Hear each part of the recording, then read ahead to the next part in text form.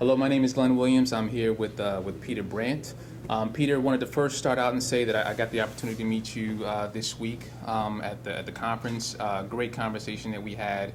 And for people who may not know, Peter, you've been an investor and a trader for quite some time, successfully in the commodities as well as futures, putting together a vast career of successful trading. So for those who may not be familiar with you, could you please give a little bit additional background about your career?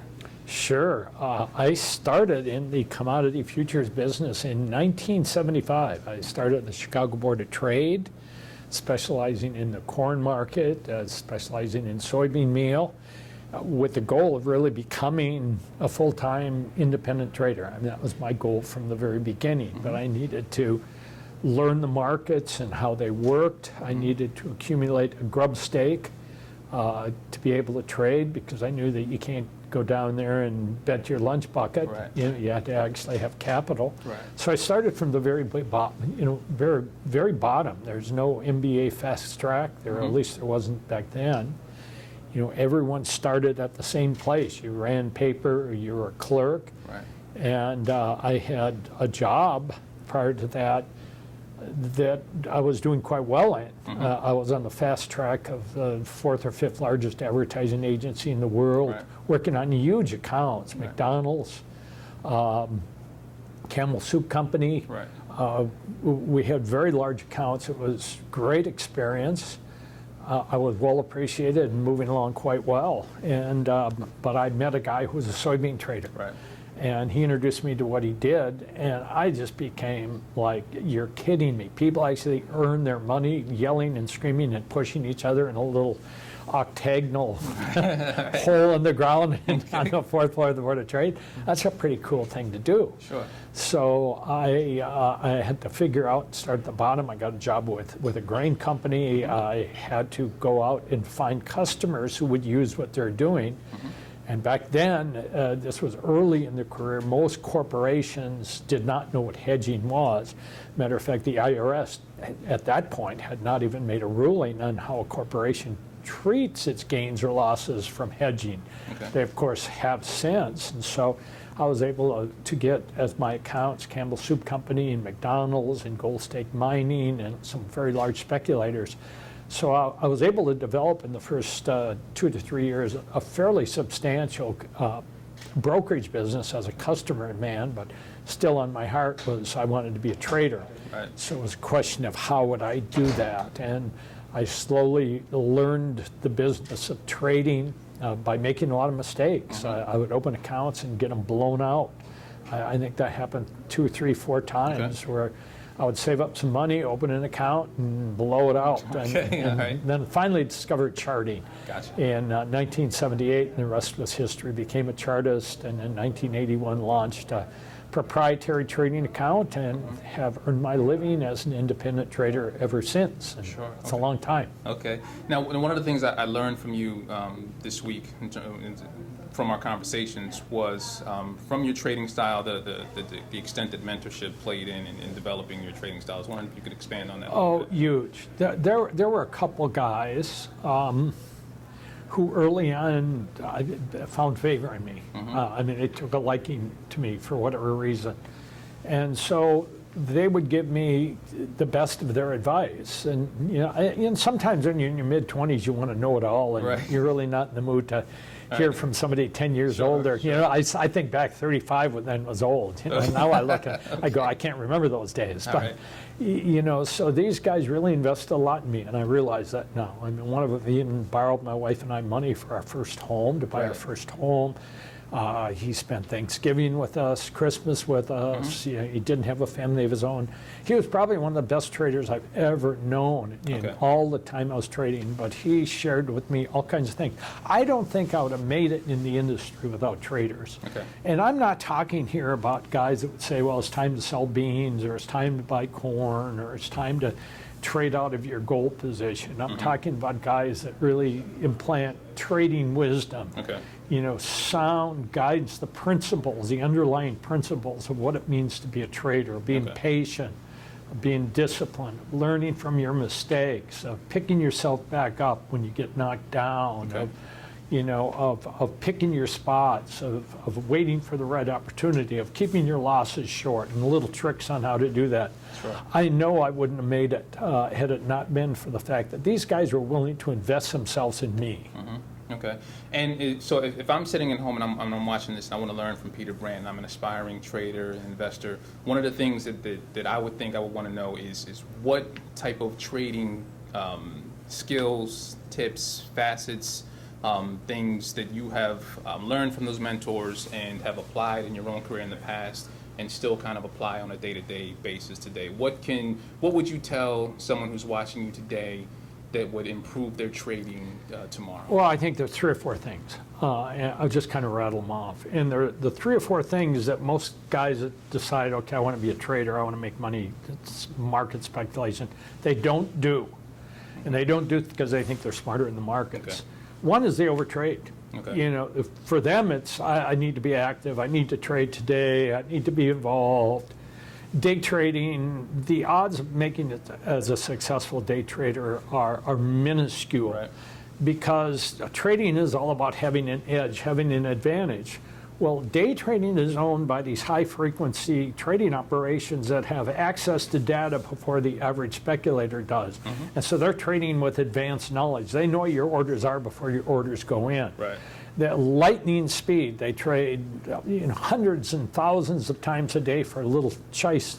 That's their sweet spot. They own that territory. For a day trader to go in and see, I'm going to compete with these guys is foolish. Gotcha. They're paying commissions, they're buying at the bid, they're selling at the offer, they give up the bid offer spread. So learn to be a position trader. Forget being a day trader. I think, and learn that you don't have to trade every day. Sometimes you can go weeks trading, but you're going to have to be patient because trading is a marathon. It's not a sprint. If you decide to be a trader, you need to commit yourself long term to a process of learning and doing it right. I think the other thing is over trading in terms of size. It's not uncommon among new traders that they risk 5 or 10 or even 20% of the capital that they've set aside for trading on each individual bet.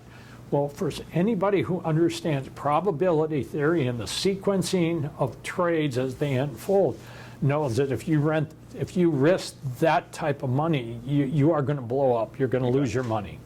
And that's just the reality of it. So it's over trading. It's trading too high a percentage, too big a size. Learn to take very small losses. Okay. Until you figure it out. Okay. Sooner or later you're going to figure it out. You're going to pick up the scent. You're going to get an idea of what you want to be as a trader. But when that happens, you better make sure your grub stake, your pile of chips is still there. And you do that by protecting that pile very, very aggressively. Okay. Holding on to those chips, not letting the market take them away from you with foolish bets. Right. Okay. Now, and that ties into another question, or at least something that we spoke about before. Now, one, you're very active on social media, and we spoke before about one of your tweets that stood out to me was because we are at a technical analysis conference. And I believe you mentioned that it doesn't necessarily matter which technical analysis strategy you implement. It's more so about managing your risk and reward. And I know that you're huge on risk management, so I was wondering if you could speak to that as well. Yeah, I mean, ultimately you have to decide what market you're going to get in and how you're going to determine to get into that market. Okay. And that comes from technical analysis. That's a whole area that I would call signaling or trade identification.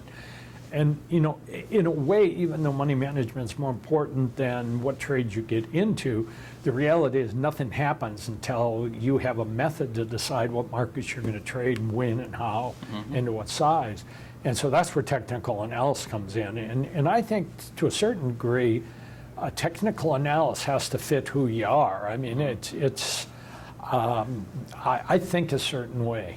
I'm German. Okay. I think like a German. Okay. Right. I think sequentially about things. I want a drawer to put everything in. Gotcha. And so that's, for my way of trading, I found a way of trading that kind of fits what that is, who that is. Okay. So there's a lot of ways. There's a lot of ways to win at the game. I mean, it's not just necessarily doing what I do, which is classical charting.